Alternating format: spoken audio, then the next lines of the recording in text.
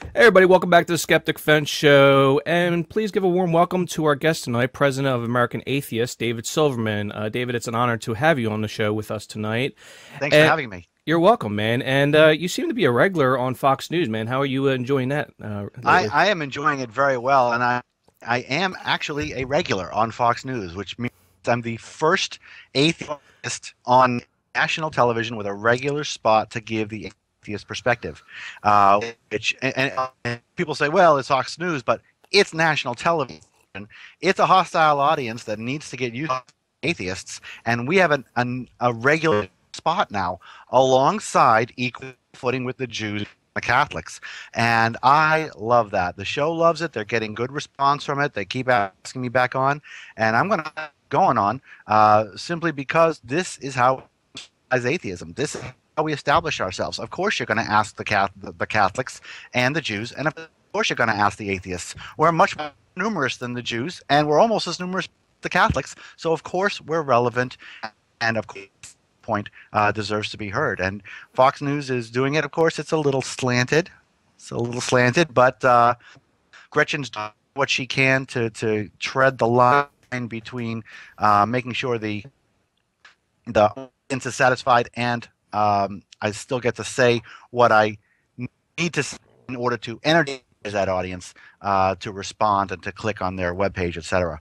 So it's good, and I'm going to keep doing it as long as they keep bringing me on. Absolutely, man. It's great to have an atheist contributor to the show. There's no doubt. And I do enjoy watching them. I think I might have even tweeted you once or twice about right after the show when I was working out, I was watching you. What we're going to be discussing here tonight, we're going to discuss, of course, the upcoming American Atheist National Convention in Salt Lake City, Utah, from April 17th to the 20th. And we're going to talk a little bit about atheism in America, too. And of course, all of us here on the panel have questions. Matthew is not here tonight. He's one of our other hosts, but I have questions that he submitted to me that I wish to ask you, at least his questions too. Guys, if you want more information on American Atheists and on their convention, please head to their website, which is www.atheist.org. And all the information's on there, right, David? Everybody can just head over there. And if you live local, I'm sure David would recommend that you highly support this event in Utah. Oh yeah, it's going to be a fantastic event. And one of the things that I do when we put together a convention is we want to make our convention not average. We want to make our convention the kind of convention that you remember. You know, it's we strive against the whole blurring that we feel as atheists when we go from convention to convention to convention. They start to all look alike. We bring in people that you haven't seen. So yeah, it's a fantastic place, and I just want to make sure that the website gets out there. It's atheists.org. It's plural. Correct, yeah. And basically what we've got here in Salt Lake City, it's going to be on Easter weekend and in Salt Lake City. So that combination in and of itself is going to make news. But what I really like about this convention is how it's coming together with people and speakers that the attendees haven't already seen. Yes, we have some regulars. We have great regulars on this panel at this convention. But we also have Chris Cluey, the first NFL player to come to an atheist convention. And he is that NFL player who is apparently suing the Minnesota Vikings for their anti-gay discrimination. So now we've got an NFL player who's not only an atheist, but an activist, actually fixing football. And he's... I've had dinner with him, and he is extremely intelligent, very well spoken, nice guy, very personable, and has a lot to say. He's not your stereotypical dumb refrigerator football player. This guy is somebody that you want to hear from. He wrote this great book called Beautiful, Magnificent Sparkle Ponies, and it's basically a rant. It's basically a book-long rant from him about among other things, gay rights, equality, women's rights. He's a good guy, and I'm really pleased to have him on as keynote speaker.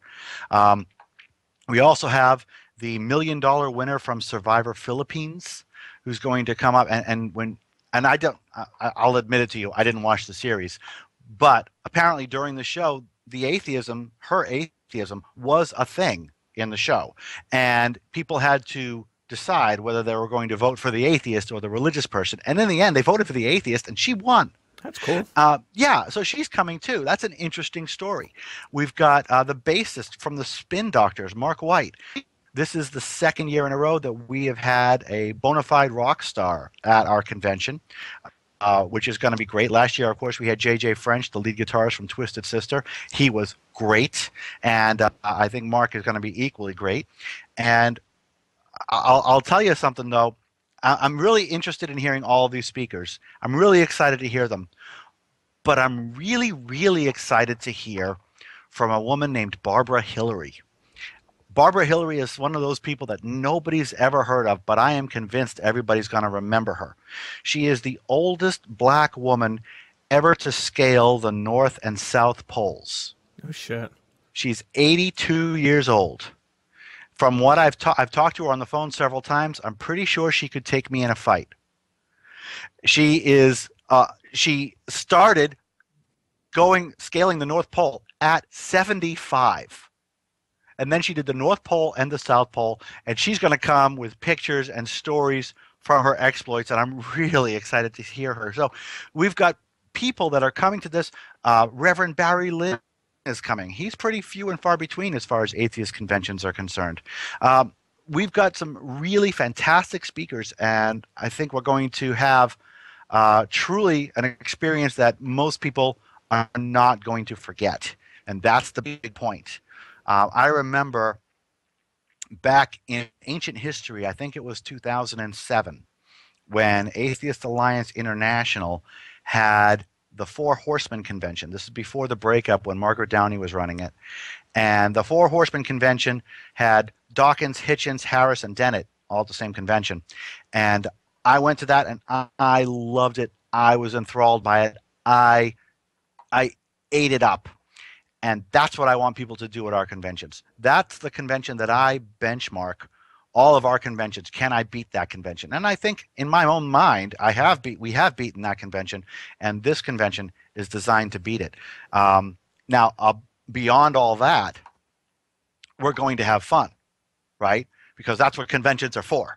The conventions are not just to have people come and sit in a room and listen to speakers. Yes, that's a part of it. But the rest of it is the pub crawl. The rest of it is the comedy night. The rest of it is the costume dinner where you can come as your favorite god or deity or whatever. It is an all-out costume night, and people bring these really elaborate costumes. And, it's a fun time. So, yeah, if you're in commuting distance to Salt Lake City, or if you can get on a plane and come to Salt Lake City, we have tried our best to keep the prices down. We've got a fantastic hotel. The Hilton Hotel is right in the center of downtown. It's a good hotel. They're treating us very well, and I hope everybody will come. We're hoping for a 1,000-person convention this year. Wow, that's beautiful. And you actually answered my first question, which I'm going to state here and just edit that in just because that was my first question, which was give us a little breakdown of the Salt Lake City Convention. Why Utah? Why Utah, by the way? It doesn't take a lot of effort to get me talking. I know, really, right? It was basically why Utah and some of your guests that are appearing and what attractions, nightlife, etc. will to be. And, of course, people can follow up with, at atheists.org. But why Utah? I guess you didn't answer that yet. So why Utah? Why did you do that? Well, having a convention in Utah. So why Utah? And this is an important question. A lot of people ask why Utah. Why don't you go to Seattle? Why don't you go to Boston? Why don't you go someplace where there's a lot more atheists? That's because if you go to those cities, atheists in those cities, they don't feel the oppression. They don't feel the need. If you walk around Seattle with a great "I'm an atheist" sign, you're not even going to drag looks because there's so many atheists in Seattle. There's so many atheists in Portland, Oregon. There's so many atheists in San Francisco. But if you go out to the belly of the beast, if you go out to Salt Lake City, or another example, Des Moines, Iowa, year before last, or 2 years ago, you go into a situation where there's lots and lots of atheists, but they feel the constant pressure of the church. They feel the constant pressure of religious right, the Bible Belt, and in Salt Lake City, the Mormon Church.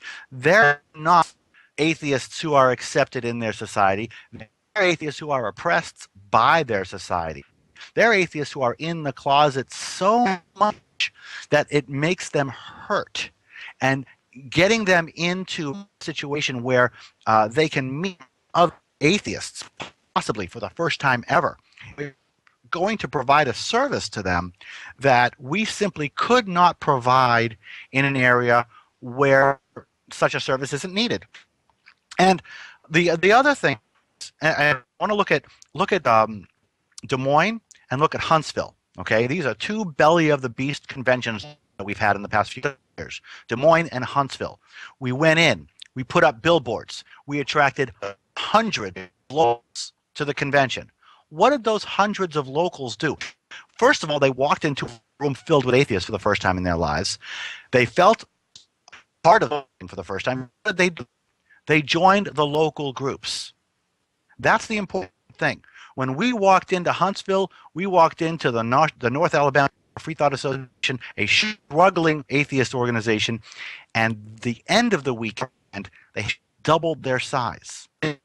Doubled it. And we're talking a few dozen people joined with money. And we left behind in Huntsville an organization that had attained critical mass, that was able to be an atheist activist group where it couldn't before. Same in Iowa, the Iowa Atheists and Freethinkers. They did not have the critical mass they did after we came. After we came, we gave the local group a free table all the time, and people join it. And when we leave an indent. We leave something behind.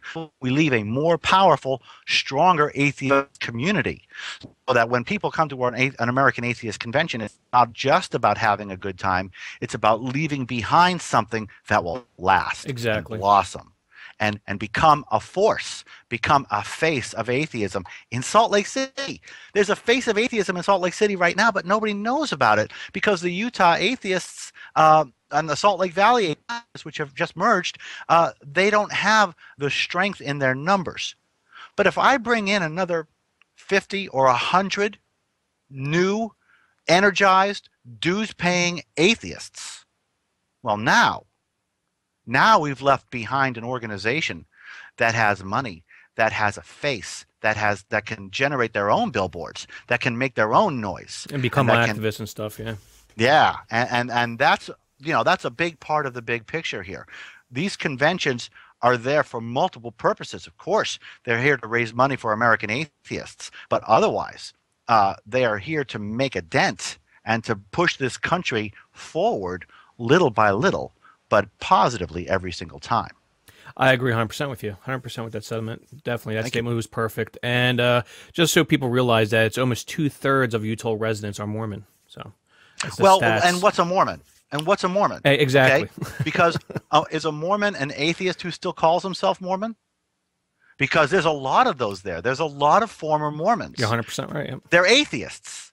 Too afraid to come out. But look at them. They don't even call themselves atheists. They call themselves former Mormons because they can't escape the Mormon label. That's crap. They're not former Mormons any more than I'm a former Jew. They're atheists like me, like you. Mm-hmm. They're atheists, and they need to take that space. They need to put that face to the name and actually get out there. I'm not a former Mormon. I'm not an ex-Mormon. I'm not a this Mormon or a that Mormon. I'm an atheist, and I live here, and I'm an equal person just like you. I agree 110% with you. And I always tell people that, like, people say, "Oh, well, what do you think on abortion?" I say, "Well, I'm a secular humanist." Well, what do you believe in? Oh, I'm an atheist, and I'm not afraid to tell people like that. I tell my family and friends all that stuff. I was married to a born-again Christian, and her family knew it, but they hated me because they were pastors, and I was a demonic being. But that's a whole nother issue there, so I'm not going to go into that. But I'm going to ask you a couple questions by Matthew, our other host. He couldn't make it because he has to work, and he couldn't get off of work. So I got a couple questions from Matthew, and then we'll have TJ go, and then Ned here.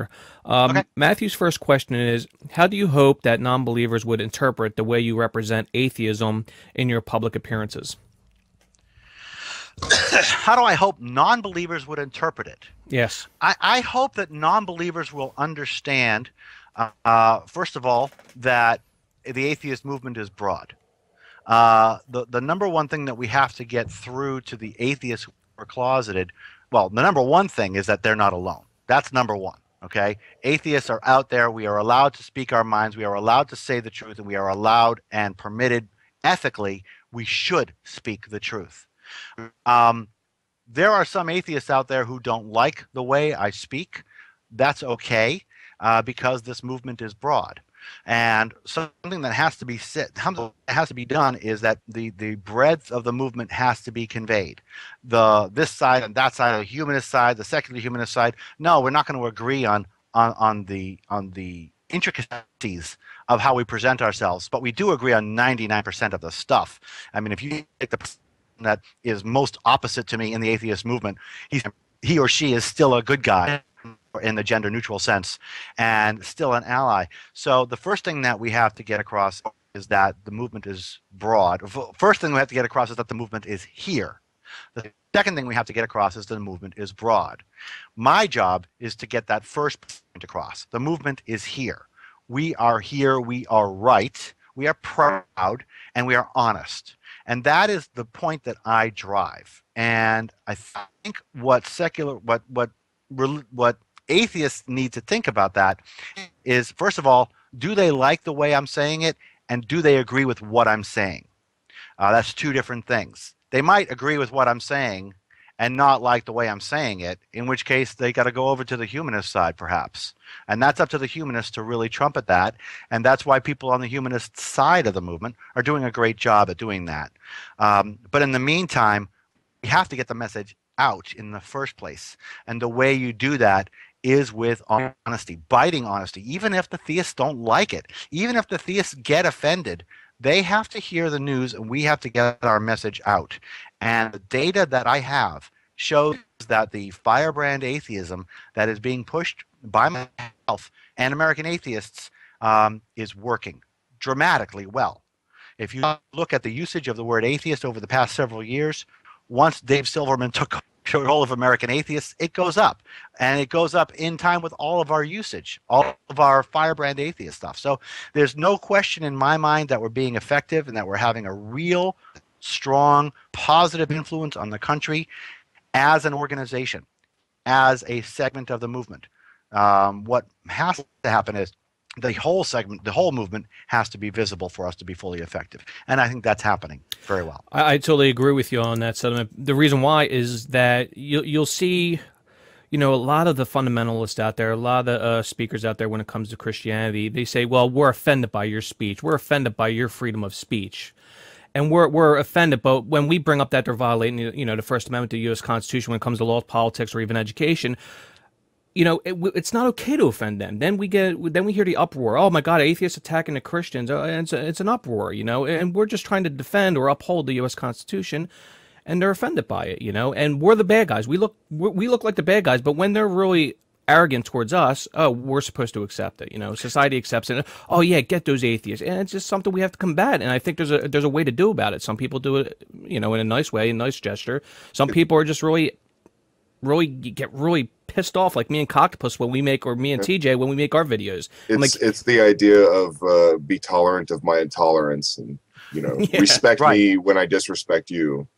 Right. And you know what? It's not like I'm coming out. It's not like we're putting up great big billboards that say, fuck your savior and his mother. Exactly. I don't know if I can swear on this show. Oh, you can. Yes, you can. Oh, yes, you can. Trust me. Considering your name is Coctopus, I think I can swear.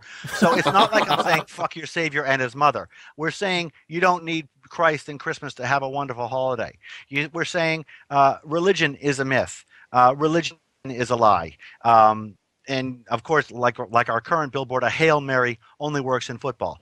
This is not all Christians are stupid. Okay, this is not I fucked your savior the other day. This is not you're going to spend eternity in hell unless you come to us. It's not a threat. It's a statement of fact. And what we have to get past, and one of the things I never use the word offended. I never use the word offended because in Europe there are laws against offending people. In America, there is no such law. You do not have the constitutional right not to be offended. Neither do I. People can offend me all the time, and they do. So I never say that offends atheists. I say it's not equal. I say it's not fair because there's no counterside to that. If I say this billboard offends me, they'll come back, well, you offend me. That's not the point. The point is this is equal. This is fair. We're allowed to express our views. And if you don't think our views are correct, you can combat them. But if you're just going to wave your hands and claim offense, I don't care. And we have to say that. You're 100% right, man. That's what I do with my videos when I make my videos, is that I'm not trying to offend you, you know, I'm not trying to offend you whatsoever. It's your beliefs that I hate. I hate them. Right. I think they're detrimental to society. And that's it. You know, you have your, you know, your freedoms, and you can keep it to yourself and your church and your congregation. That's fine. But you can't tell everybody else how to fucking live their lives, you know, and you're not gonna get away with it. So, I got a second question here from Matthew, and his second question is, would you consider the statement, there are no gods and will never were, and never were, I should say, let me rephrase that, there are no gods and never were, a philosophically justifiable statement, or a matter of a belief? Hold on a second, I have to cough. It's okay. Sorry. A philosophical statement or just a belief? Yes, I would say it's a philosophical statement. I mean, I would say it's a philosophical conclusion based on the evidence that's been presented. I honestly, we have to actually define philosophical statement and belief because I also believe the statement to be true. But what it is a justifiable position. It is a justifiable, logically sound position that we as atheists need to take, and need to take loud and proud. It is not something that we need to kowtow around. We all know that there are no unicorns, and there's never been a unicorn, and there will never be a unicorn. But a lot of atheists are very afraid to say the same thing about other fictional characters like God. And we know in the back of our minds, or even in the front of our minds, that there's no difference in the amount of evidence supporting a God or a unicorn or a Bigfoot or whatever. Of course, Bigfoot doesn't break all the laws of physics. Gods do. Bigfoot actually could exist. Gods can't, and we all know this. And I think what Mike is his name? I think what he was saying is, can we use Matthew? I'm sorry, Matthew.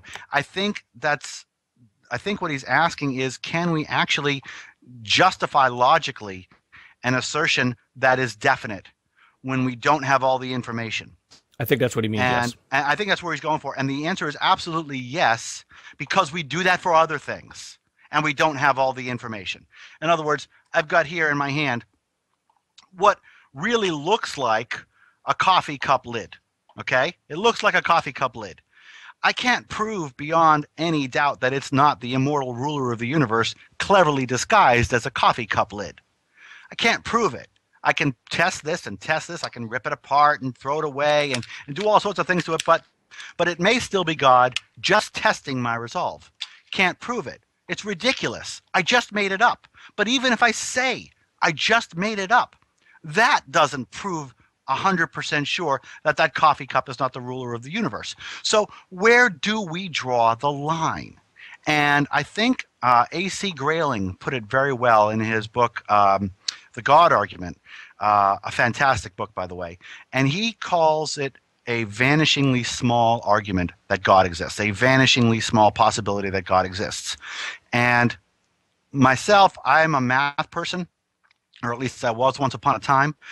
So I use the analogy, the limit as God goes to zero, for those of you who are calculus inclined, which means that the possibility is not zero, but it is so vanishingly small, and it keeps getting smaller and smaller and smaller, that we call it zero. And we treat it like zero. Just like that coffee cup, just like the unicorn, just like any other deity, we have to be able to say, I know this is a coffee cup lid, because the possibility that it's not a coffee cup lid is vanishingly small, ridiculously small, so much so that I say, no, this is a coffee cup lid.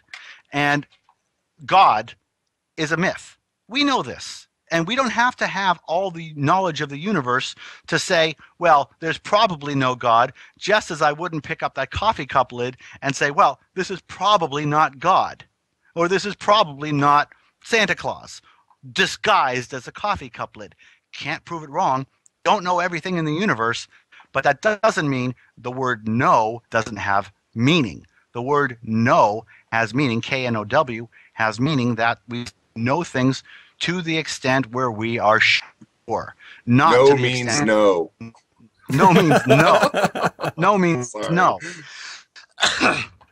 And it's important that we understand that we need to apply the same standards to God as we do to everything else. So if anybody out there ever, and I mean ever, uses the word no, K-N-O-W, well, then it's perfectly valid for that same person to say they know there's no God. I agree with that, actually. Yeah, it's very well said. Thank you. You know, of course, we know we try to live our lives, or at least most of us do live our lives with repeatable and testable things. So, you know. Right. And we know things. And we know And there are things. things that we know. And you and I both know there's no Santa Claus. We know this. Of course. We've never been to the North Pole. We've never gone outside with a telescope looking, and we certainly don't have satellite imagery that we've researched to find out that there's no Santa Claus. So we say there's no Santa Claus. We say we know there's no Santa Claus. And now, Santa when Claus Santa is Claus white. lands on our roof, we'll change our mind. Okay? We'll be wrong. When Santa Claus lands on our roof, we'll change our mind. And when God comes to Earth and parts an ocean and cures cancer and cures AIDS and hunger and everything and explains himself, well, then we'll know that we were wrong. Until then, myths are myths and gods are myths. Exactly. And just to let everybody know here that, you know, Santa Claus is white, so Megyn Kelly feels to... And so is Jesus. And so is Jesus, yes, correct. Yes. That's right. My last question here from Matthew, and then we'll get on with TJ here, is... Last question here from Matthew is there anything about American Atheists that you like the public to know, whether or not this has to do with the activities or goals of the organization? Is there anything that American Atheists is doing that I want the public to know? Yeah, whether or not this has to do with your activities or goals of the organization.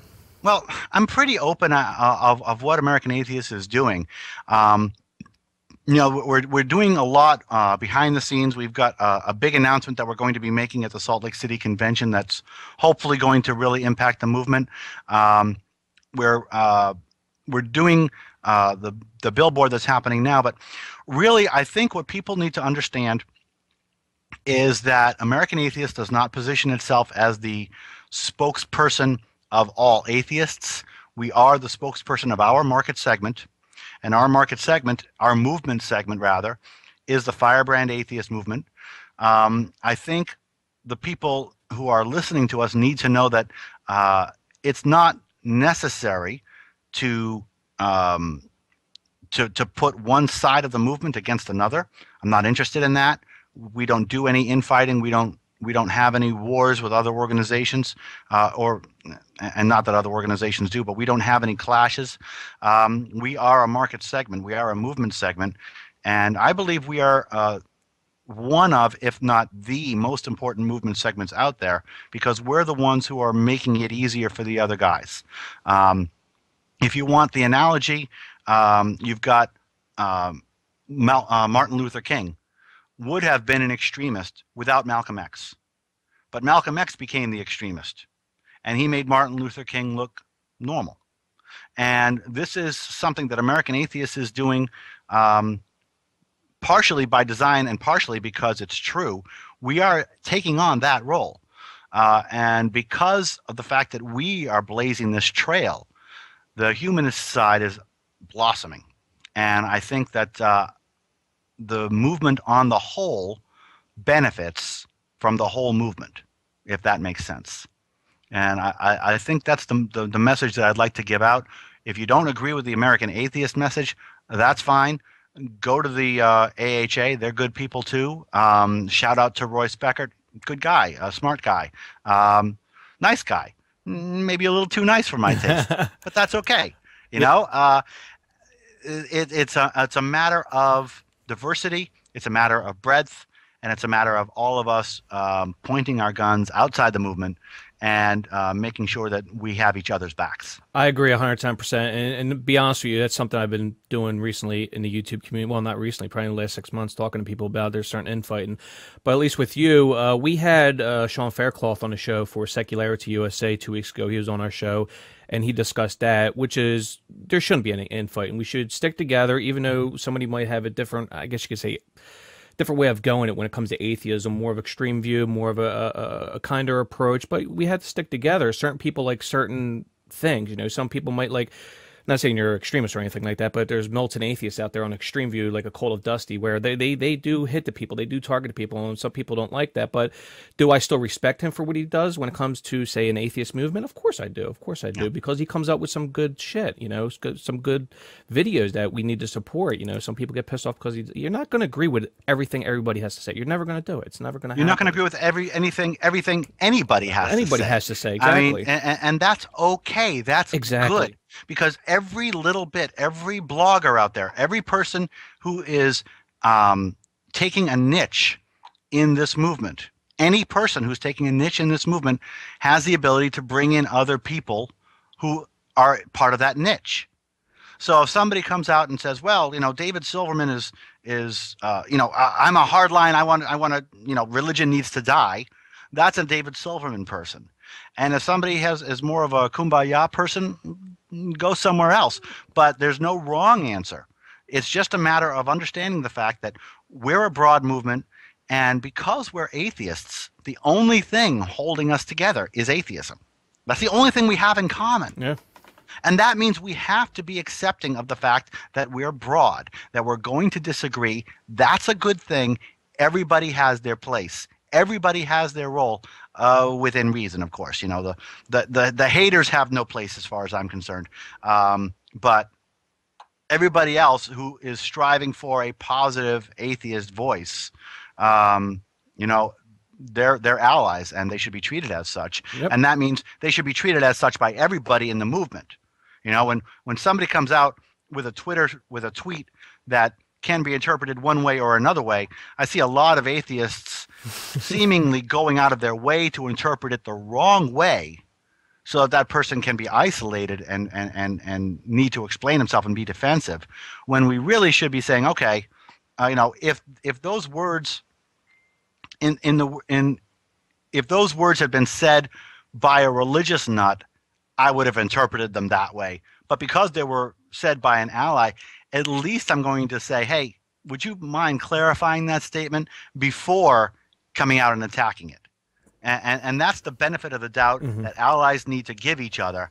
And in this movement, we are all allies, and we need to give each other a lot more benefit of the doubt than we're giving. Absolutely. One quick thing, I'm going to have TJ go here with his questions, because I think he has a couple cool questions for you. Is our host that's not here, Matthew Steele, he actually came out with a video. It has over 10,000 views now, and Richard Dawkins just retweeted it, I think, a few days ago.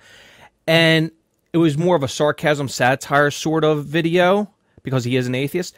And all the atheists from Richard Dawkins came over to look at his video, and they all downvoted it. They were all like pissed at him. I'm like, well, it's because you're reading it the wrong way. It was more of a, you know, how the religious would act towards it, I guess, or something like that. I didn't really look into his video too much, but I was just like, he's like, can you believe all these atheists thumb down my video? I was like, oh shit. So, but that being said, like you said, people sort of interpret a video or a statement the wrong way sometimes, and it's of course we do, and that's not just atheists. Everybody does. Yeah. But we as atheists need to look at this movement as a movement and see each other as allies, even when we disagree.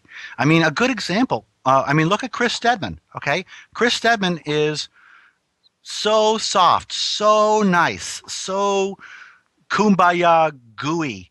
He's a good guy, but man, he's just way opposite from me on the spectrum. And at the same time, if he wants me to contribute to an article of his, I'm going to do it. If he wants me to retweet something he's written, I'm going to do it because he's an ally. And I'm just picking on him, frankly, because I can. Because I know that he won't come back and be all offended that I'm saying he's different from me. He is. And I'm different from him. And we still agree on 99.9% of the stuff out there. And we're allies. And so if he asks me to do something, I'll do it. And if I ask him to do something, he'll do it, even though we disagree. And I really wish the rest of the movement would look at things like that. 100% right. So your fan base, if you have a fan base, they might agree with somebody that you might disagree on when it comes to a certain issue, and then if you support that person, say, here, listen, I might not agree with this, but I'm going to support it anyway and favor it or share it. Then you don't know where your audience base is that might be able to, like you said, it's about unity, and we should have this unity, for all atheists. But yeah. That being said, TJ, sorry to take too long to get to you, but go ahead. Sorry, man. It's all good. I'm just trying to get my coffee. How you doing, Dave? Very well, TJ. I really thoroughly enjoy hearing you say coctopus. Coctopus. Yes. Well, here the story behind me is I make videos on YouTube poning Fox News, and I've gained thousands of subscribers because I pwn the shit out of Fox News. So I watch a lot of Fox News. So I watched you from the beginning. I've seen like every interview you've done. So obviously, my first question to you is going to be, how do the tides work? Have you figured that out yet? Actually, we already knew that. Really? Yeah, we actually already knew that. And, I get asked often, that's, of course, the appearance, the preeminent appearance, my most famous appearance ever. And it's kind of ironic that, when I go on television, I'm always practicing. My wife and daughter hear me in my bathroom upstairs yelling at the mirror, blah blah blah blah blah. And then I practice and I practice, and then I go on O'Reilly, and he gives me some stupid ass line, and I just make this face and get that's another thing. Everybody focuses on the face that you made yeah. right after he asked you the question, because you had that like you in your mind, like you at first you're like, did I hear that correctly? And then you could see, you think, yeah, I heard that correctly. Yeah. Well, and then, like, actually, how in the hell am I supposed to respond to that? So the backstory to that is that before the show, he and I had a conversation. And let me tell you something, Bill O'Reilly's a smart man. He's educated, and he is capable of having a conversation in which you get to finish your sentences. And we're having this nice, cordial conversation. I'm having this conversation with this intelligent guy who knows about Madeleine Murray O'Hair. He knows about the kidnapping. He knows about the separation of church and state. He knows about Ellen Johnson, my predecessor. And he knows all this stuff. And then he comes out with this stupidity. And that look that you're seeing, that face that I made, is not a face of, did this guy just ask me that stupid a question? It's, did this guy who I was just talking to and think is intelligent just ask that stupid a question? So there's this level that people don't see, because there's this background that, going into that show, I'm like, all right, we're going to have a conversation. He disarmed me. He totally did. And then the show came on, and he just asked, this intelligent guy became Bill O'Reilly and started asking stupid questions. So that first question, that first look that you see is me trying to figure out why this intelligent man is trying to ask me a stupid question. And then you can see that I realize, oh, I'm talking to a fictional character. I'm talking to a person who's trying to trip me up. And that's why I didn't answer the question, because he wanted to talk about the tides in an effort to get me to stop talking about what I wanted to talk about. Yeah. So that was a distraction, and that's why I did not answer the question. I said, something along, well, it may be Thor on Mount Olympus. And yes, I know Thor does not live on Mount Olympus. And yes, I knew that as soon as I said it. But atheists, we have nothing better to focus on than like nitpicking on your obviously, joking answer. Yes. But yeah, that was thoroughly enjoyable. By the way, before you go, I would like to give you a link to a guy on YouTube called Potholer54, and he made the absolute best ownage video of that interview, and he did such a good job, and he paid you a lot of respect and everything, and it got a lot of views and everything. So remind me to give you that link before you go. Wonderful. I'd love to see it. Yeah, it's really good. It's not too long either. It's only about 9 minutes. The funny thing, TJ, real quick, before you go, the funny thing is what I always love is that when you talk to Christians or people like Bill O'Reilly, they always answer a question with a question. They never want to answer your question, you know what I mean? Because they want to try to avoid it, just like you said. And I find that very entertaining when that does happen. Well, just answer the question. Stop avoiding. and the fun part is when you call them on it. Exactly. We're You going call to him change on the it. Yeah. subject now? Oh, okay, we can change the subject now. Oh, you're not going to answer my question? You know, that's fine. We'll just, you have to acknowledge it. And when I get into, you know, on television, it's one thing because the timing is so short on Oh yeah. television. But I, on, that actually leads into my next question. yeah. I was gonna. Well, did you see Bill O'Reilly's response to that? First of Oh, all, where'd the moon come from? yeah. Oh God. He's playing to an audience. He's God, playing yeah. to an It's got to be a audience. really Yeah. special audience. 70 average age was 70 years old. Yeah. Playing to Anyway, And okay. All this leads into my next question, which is how much of your Fox News interviews are actually like how many of your responses are edited at all or edited out completely? okay. O'Reilly doesn't edit me. Hasn't edited me.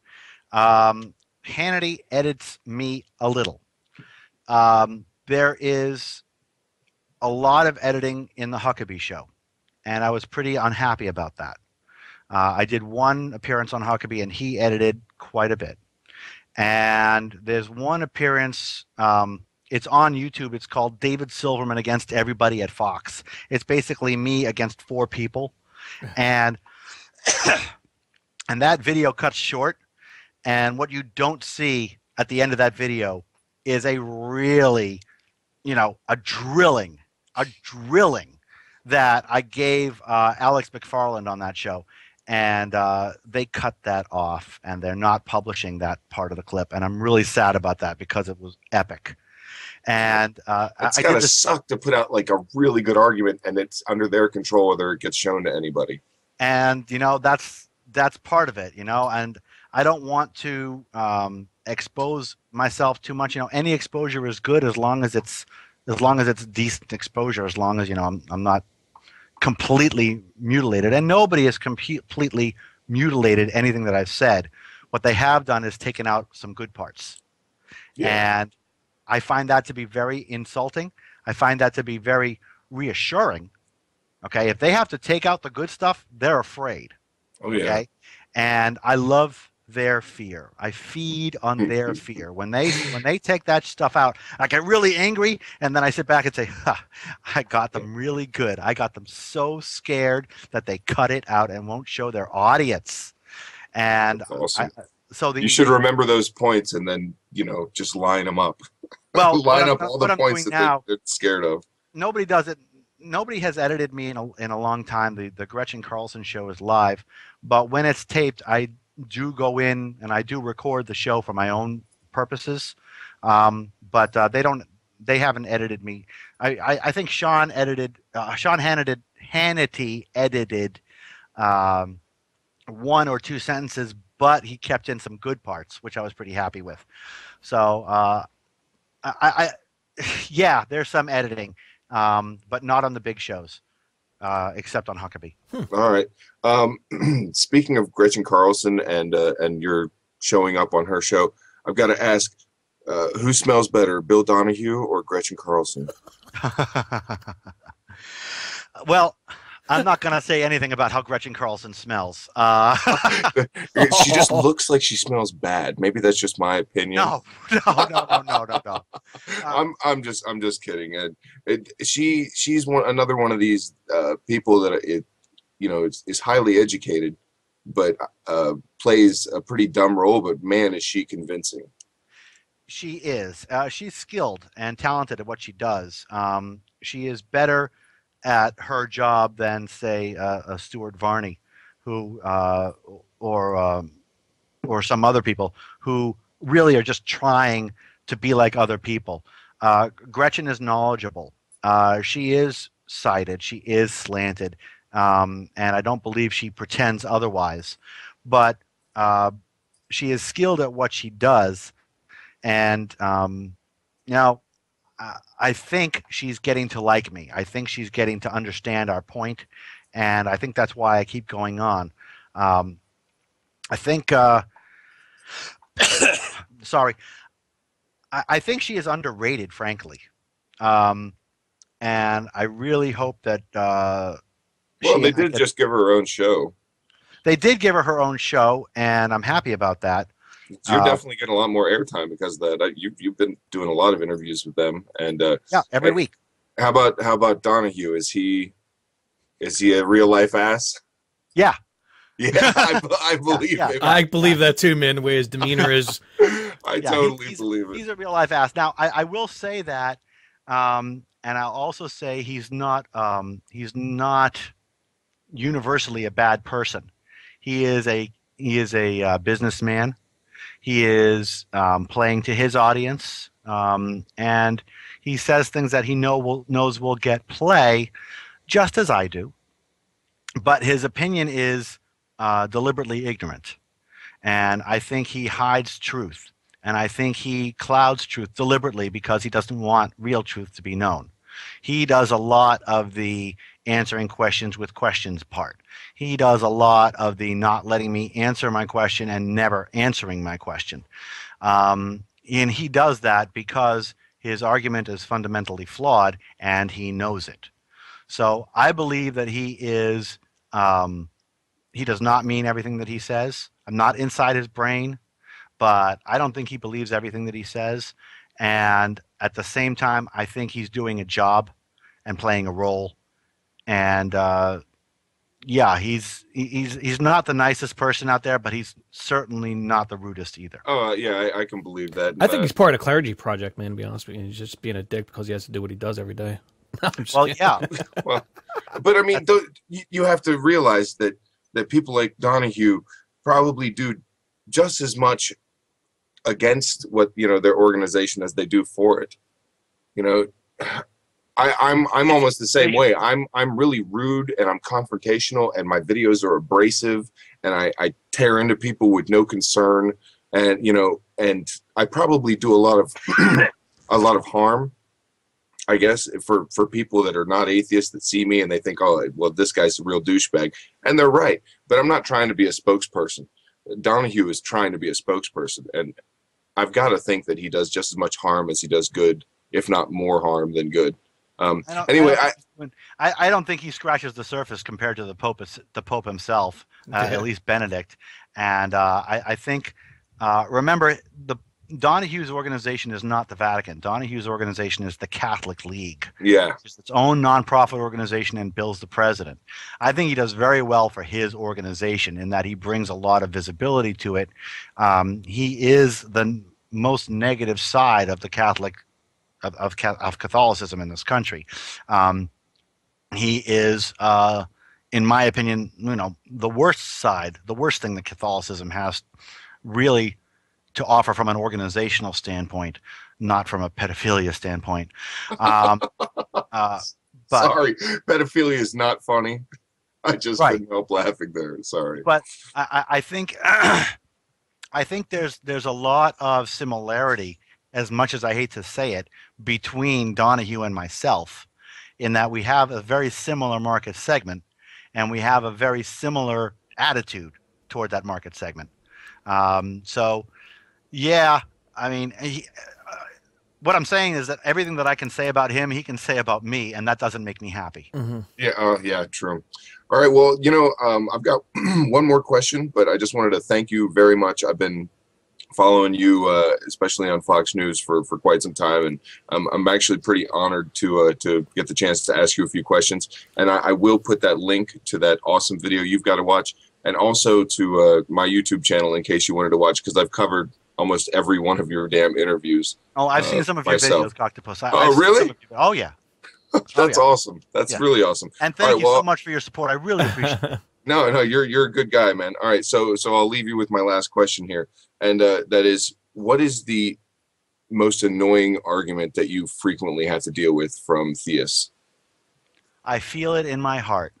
Woo! I hate that. Oh, I hate that because that's a dead stop. I'm going to believe what I want to believe. You lose, la la la la la, and there's no logical way around it. There's all you do is face palm it. You feel it in your heart, which is another way of saying, I'm not going to argue with you anymore. I admit that you're right, but I'm not going to admit that you're right.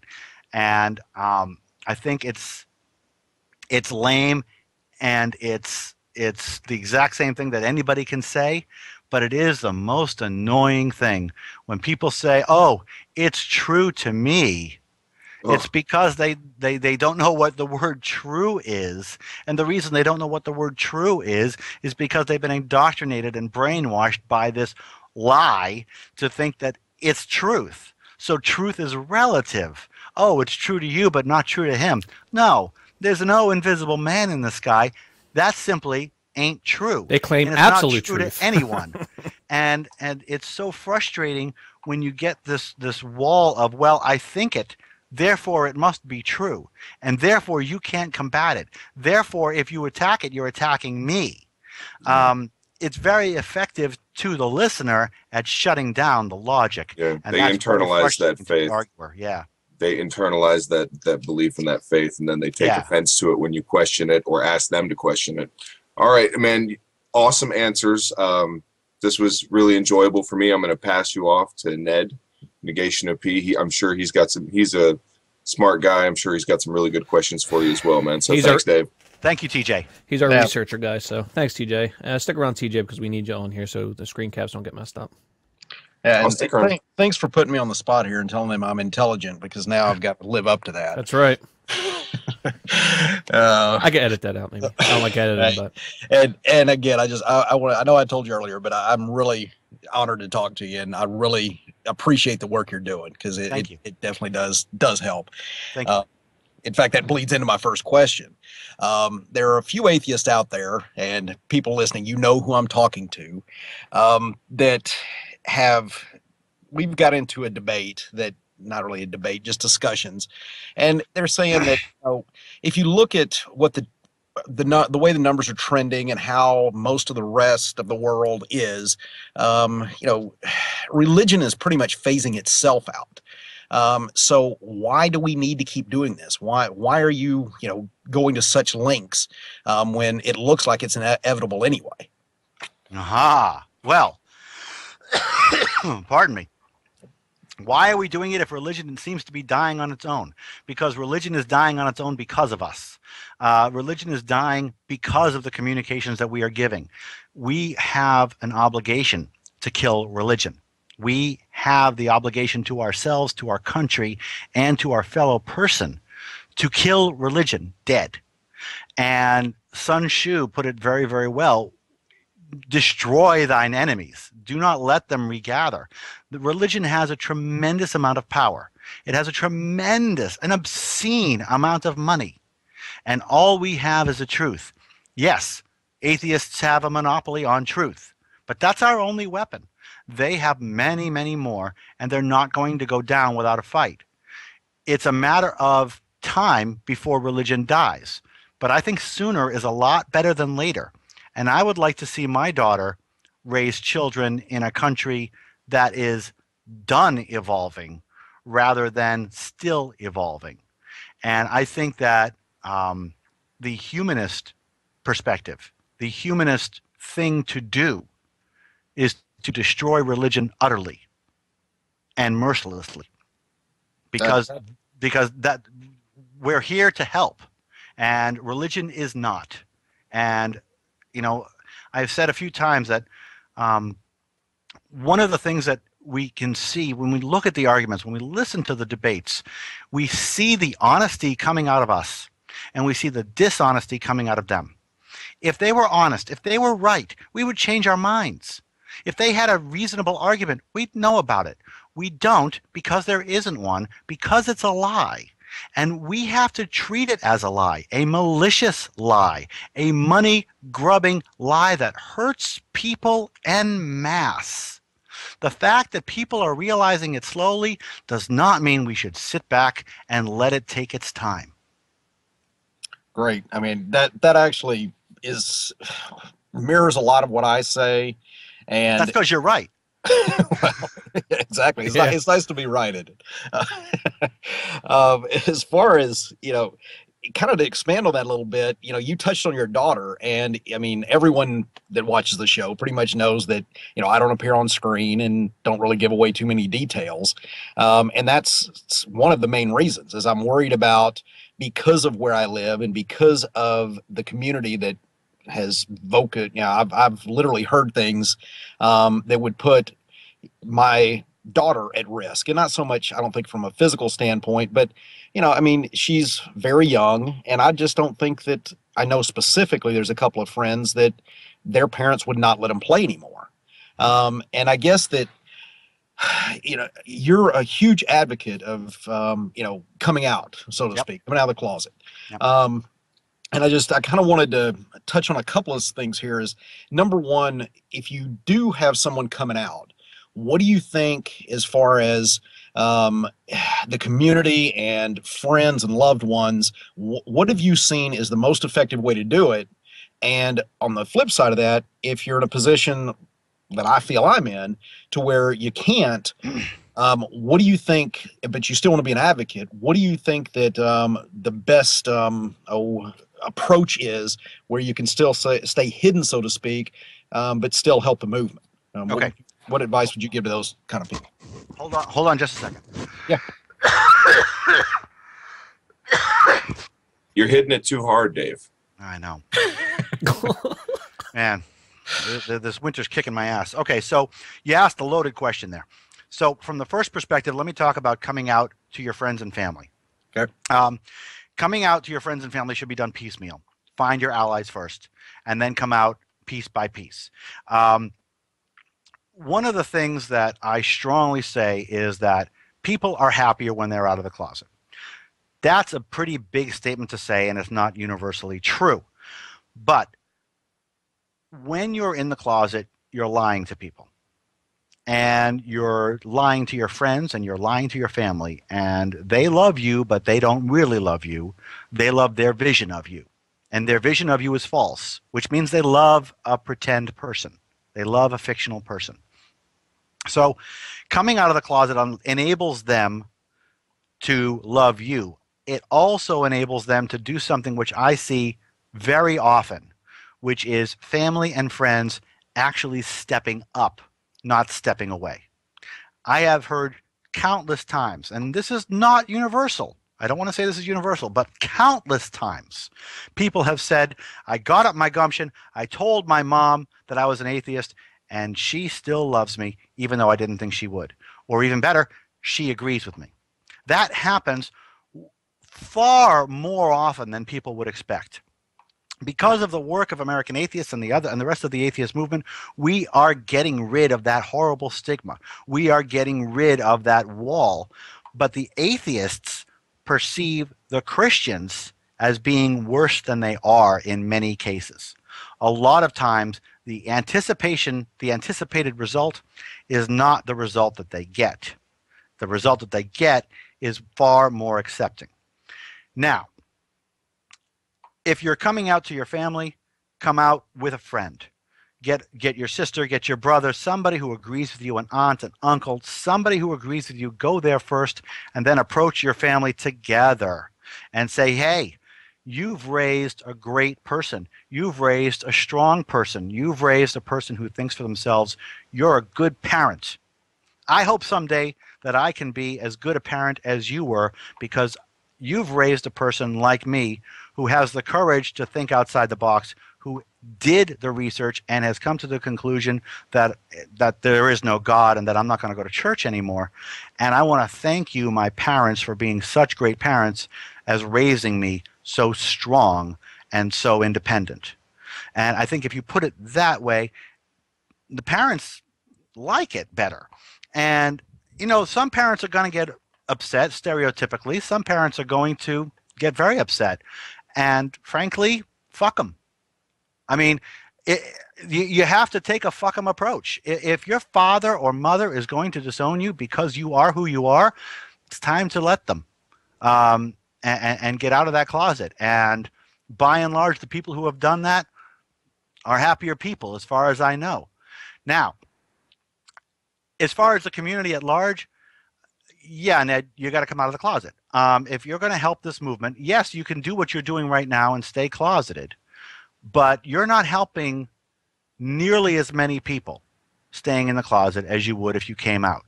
You have an impression, and I don't know your situation, but you have an impression that your results would be horrible. from my experience, from what other people have told me, that's not exactly as likely as you think it is. Your community may be very anti-atheist, but there's also atheists in that community.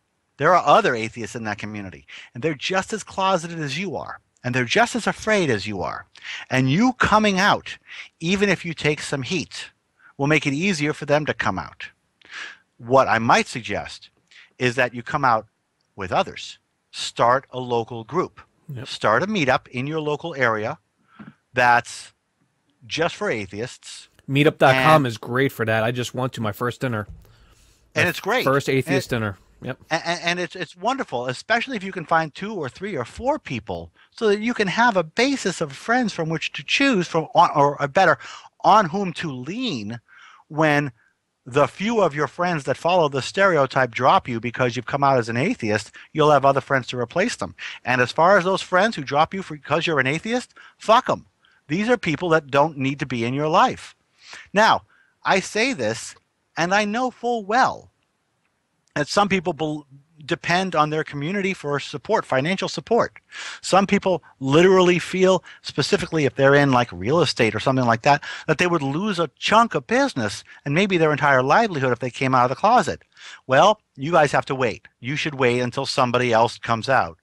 But when it comes to people who have safe jobs, who have stability in their lives, you know, there's no way around it. You have a humanistic obligation to come out of the closet.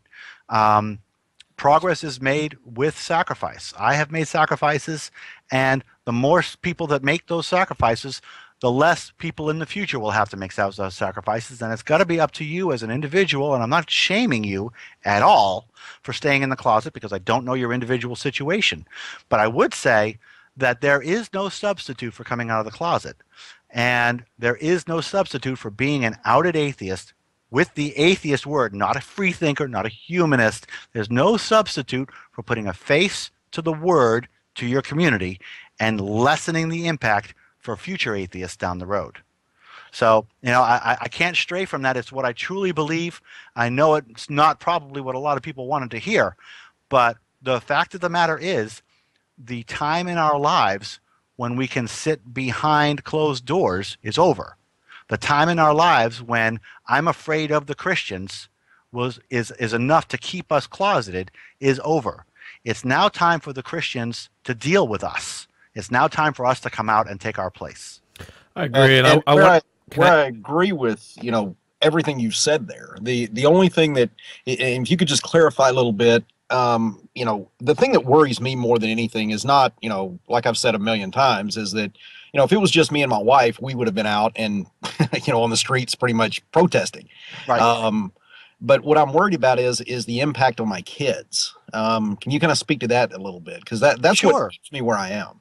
And what would be the impact on your kids? What do you think? Just take it to the next level. What would be the impact to your kids? Well, Worst case scenario. Well, I know for sure that at least her best friend, their parents are extremely religious, almost evangelical, in fact.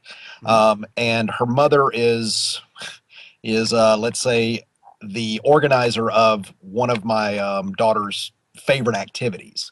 So I would be very surprised if those people would allow their kids to continue to play with mine, just based on some of the things that I've overheard them saying in conversation.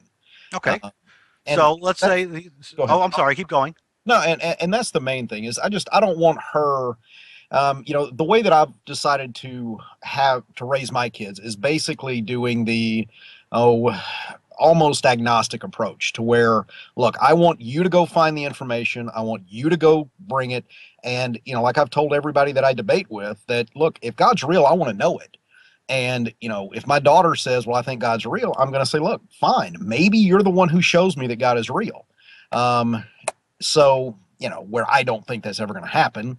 But at the same time, I don't want to indoctrinate my kids any more than, you know, the religious would want to, you know, like the religious would indoctrinate theirs. Well, of course not. Of course not. And what I suggest you do is how old is your daughter? 11. Okay. 11 years old is not a baby. Okay. No, not at all. What about your other kids? I've got a 4-year-old, a son. Okay. So you've got an 11-year-old girl, and I assume that you're going to raise her to be an educated person. You're not going to indoctrinate her. You're going to give her a Bible. You're going to give her some Darwin. You're going to give her some Dawkins. But let's go back to what we were talking about before, which is that worst case scenario. Okay? So you come out of the closet as an atheist, and then your daughter's friends say to their daughter, "Oh, you can't play with our daughter anymore. You can't play with Ned's daughter anymore." Right. So what's next? What happens then? Then Ned's daughter learns what bigotry is. Then Ned's daughter learns what hate is. Then Ned's daughter learns what religion does to people. Then Ned's daughter learns what a fickle friend is. Ned's daughter learns a lot. And you know what? Ned's daughter will find other friends.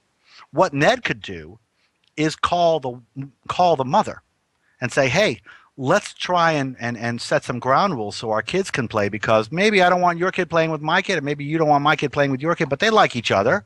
So let's set up some ground rules. You don't proselytize to my kid. I won't proselytize to your kid, and we'll give them the space to play."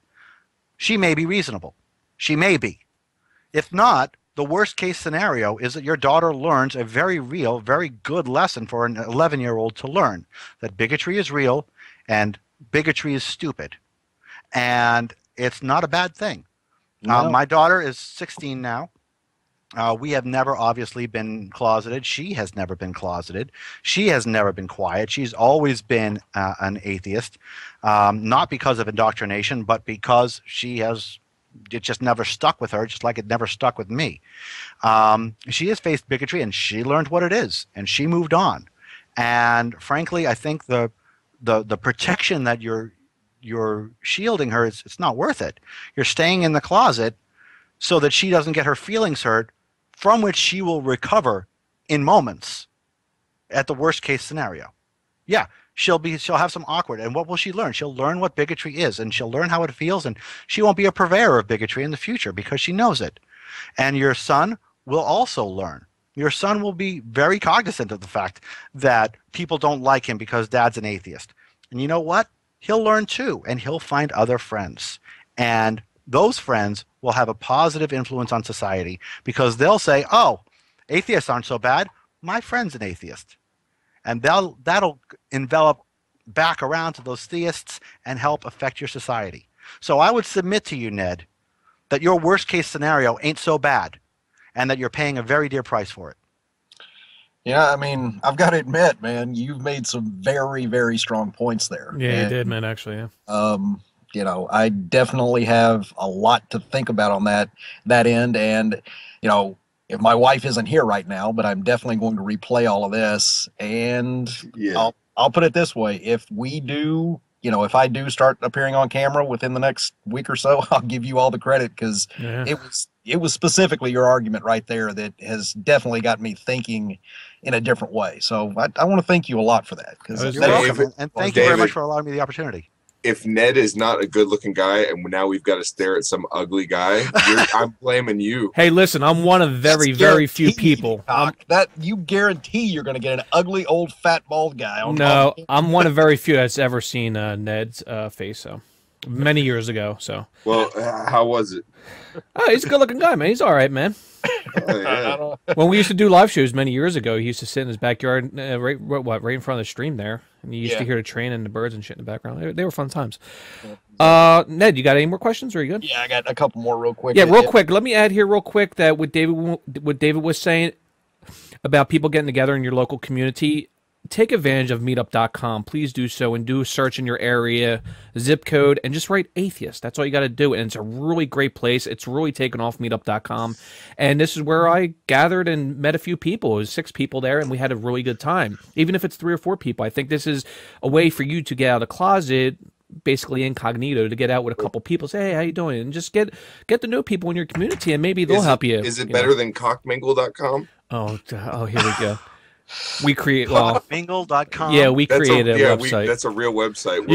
It's still in production. You but, gotta, I mean, that's a real website. You gotta, talkmingle.com. you gotta forward that video or something like that. You will get a kick out of that night.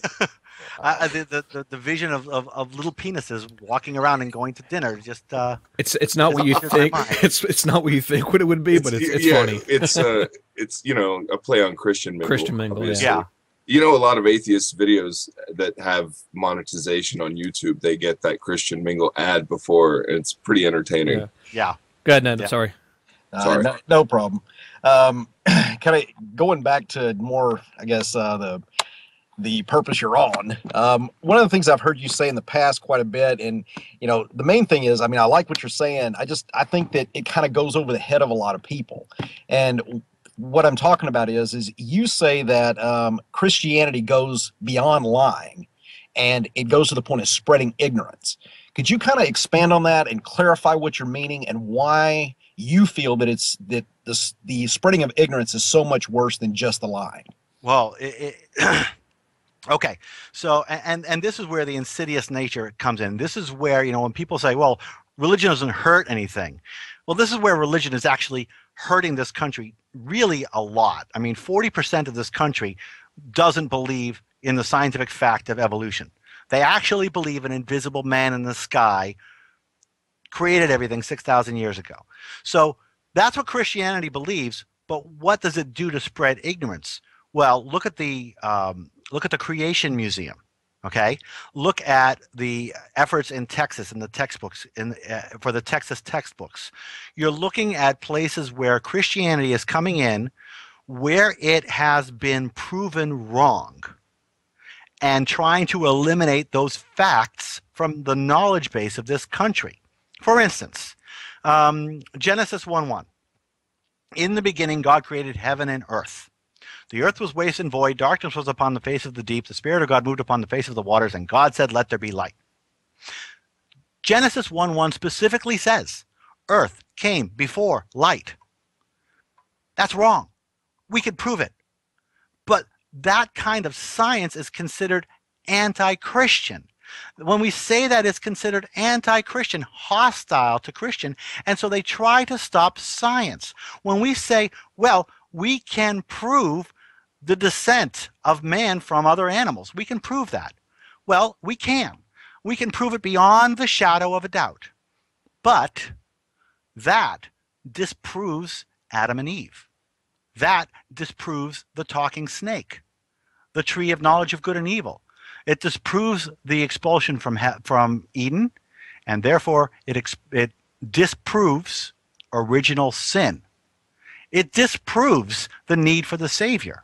It disproves the need for Jesus in the first place. We can disprove all of that.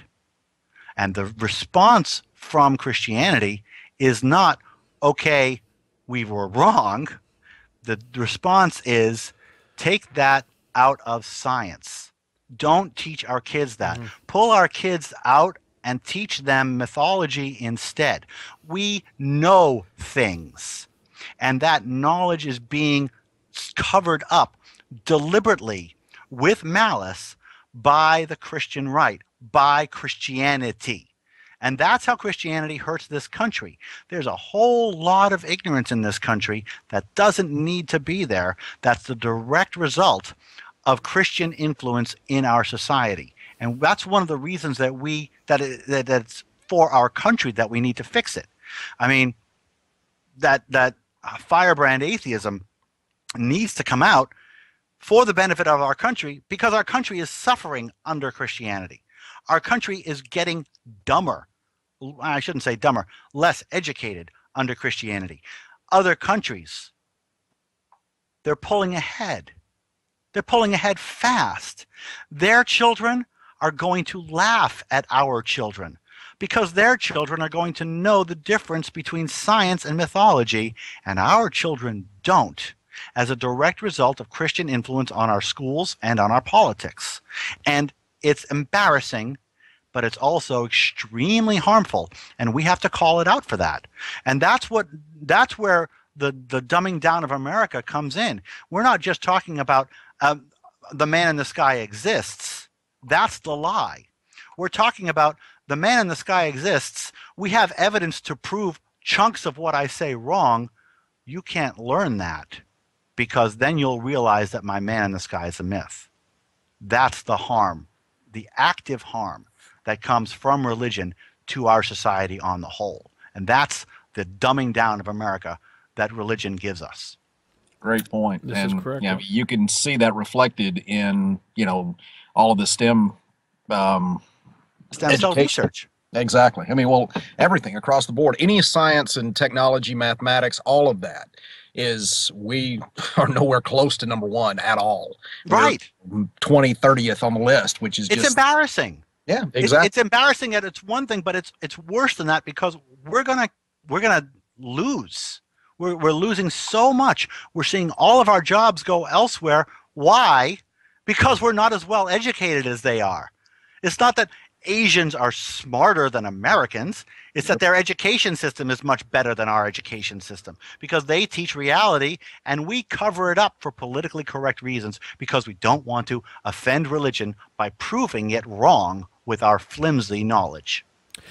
And what's the scariest part, at least to me, is, I mean, we've already got historical precedent for that. If you look at what happened in the Middle East with Al-Ghazali, I never can say his name, when Baghdad used to be the center of all culture, industry, knowledge, and then because the one guy comes in there and outlaws knowledge and outlaws mathematics, they still haven't recovered. They're still right. And that. I agree. That's exactly, why I think that is such a powerful statement. And, I think a lot more people really need to take that on board and understand that it's not just a lie. Like you say, it is the ignorance that is so dangerous. It is. And a lot of people ask me, why really the crux of why I do what I do, and yes, the very, very bottom of it is humanistic, because I want to help people. But at a very near level to that is I want to help this country. This is patriotism, and our country is hurting, and it is our patriotic duty as atheists to come out loud and proud to protect our country against this crap, this non-knowledge, these lies that are being perpetrated on our collective children, to make them dumber, to make them less knowledgeable, so that they will believe a lie. I think that we as atheists have the obligations as Americans to kill that dead. Yep, that's absolutely. I mean, you're dead on there. I'm sorry, man. I just love the way you talk, man. You do. It's like it's our freaking obligation to kill it dead. Yes. Fuck yes. And one more thing, Dave, I'll let you get out of here. Yeah, and we'll go with thanks and then outro, guy. Yeah, no problem. Actually, I'm going to ask you, Dave Moscato, the head of public relations for your organization, he came out with a statement, and it was a telephone interview, and the quote is it's our perception that the Mormon Church is interfering with freedom of religion and freedom of speech in Utah by intimidating people. And part of that interview, he was basically saying that he thinks that there may be, I don't want to say protests, but there may be some pushback at the convention. Have you got any feelings of that, or do you foresee anything like that going on there? Mormons aren't really ones to protest. That's really more of an evangelical type of thing, but it could happen. I think what is more likely to happen is that Mormon people are going to come to us with an outstretched arm in a look, we're nice people, we're Mormons, we're nice people type of thing. That's really more their style. I don't anticipate, first of all, I don't anticipate any violence at all. There's never been any violence with protesters at an American Atheist Convention, at least not that I think of. But no, I don't think there will be protesters there. If there are, I think there will be evangelical non-Mormon protests there. But certainly Dave was right about the oppression that people feel in Salt Lake City. There are, I believe there are 9 billboard companies in Salt Lake City, and only one would erect a billboard from us. and that one is not based in Salt Lake City. So just think about that for a second. You've got 9 companies, let's just say 8 companies that are based in Salt Lake City. None of them will put up even a benign billboard that says the atheists are coming. That's fear. Okay, that's fear, that's oppression. And no, we don't have proof. We don't have any letters from the Mormon Church to the billboards company say, don't do this. We don't have any of that. All we have is circumstantial evidence. I can get a billboard anywhere, but in Salt Lake City, I can't get any from any company that's based in Salt Lake City. And I think it's very easy to see that this is oppression from the Mormon Church, and that's that same oppression that I'm hoping will drive the atheists, the former Mormons, out to our national convention when we're there in April. Wow, yeah, that is really interesting. I mean, I wouldn't have thought that out of all of those, the only one you could have actually contracted with would be someone that wasn't based there. So that does say a lot about the influence there. Yeah. This is serious stuff, and now think about what's going to happen when we go in there and we infuse the local atheist groups with some critical mass. Think of what's going to happen. We're going to have a place for the press to go. We're going to have a place for people to go to Salt Lake City, go to the State House, do some protesting, do some noise, make some noise, and have a presence in Salt Lake City. How do we foster evolution? By placing some serious seeds and hope they grow. Yeah, and that's what we're doing. Well, and I'll wrap up with, you definitely have planted some seeds in me, and thanks, because I mean you've by far made the best arguments for not being closeted that I've ever heard, and I definitely have some things to think about because of you. Thank you, Ned. So, thanks again. Thank you, Ned. Yeah, David, this is probably one of our best interviews that we've had in the last 2 years. So I want to appreciate you coming out, and everybody that's watching right now. Please give a big thumbs up to our guest tonight, David Silverman, president of American Atheist. This December, David, can you be a little bit easier on the people, or at least Fox News, when it comes to the war on Foxmas? No. Okay. You can use that term if you want to. I'm just kidding. Nah, because too many Christians, they get their panties up in a bunch, over your but that's mockery. Yeah, that's mockery. I know, it's terrible when we say our thing, and you're the voice of reason and truth. How dare you uphold the First Amendment? It's like I'm a lot like Hitler, frankly. I'm a lot like Hitler in that you're Jewish. I don't know if that's what I was laughing at. That senator in New York who said it starts with a billboard and then you go to the gas chambers. That's how Hitler started. Oh, that's amazing! I can't believe that guy. Oh, it's amazing. But hey, is that great or what? Is that great or what? He's not going to address. Oh yeah, you can have Christmas without Christ. He's going to say they're like Hitler. They're like the Nazis. We're going to try and take away their 501c3 tax exemption, and we want to boycott Times Square at Christmas because of the billboard that's in there. I mean, you couldn't have handed me something better on a silver platter. Thank you very much, Senator Lanza. You made my Christmas campaign. You made my Christmas campaign for me. Thank you so much. And he made it successful too. Yeah, that's what amazes me, is they just don't see past that original statement and how damning it's going to be for their own cause. It's just amazing. It's just I don't know. When you think about it and you read it, it's like, how can somebody in his position really speak out like that? I'm like, do these people think before they talk? It's just amazing. It's amazing the agenda these people have, and they don't know that they're harming society. There's no unity, and they're against unity, and it's just ridiculous. And they really don't look at how they go about it. I don't know if your statement is true that they don't know that they're harming society. I think they don't care. Yeah, well, you'd be amazed how many people out there don't have the ability to put themselves in someone else's shoes.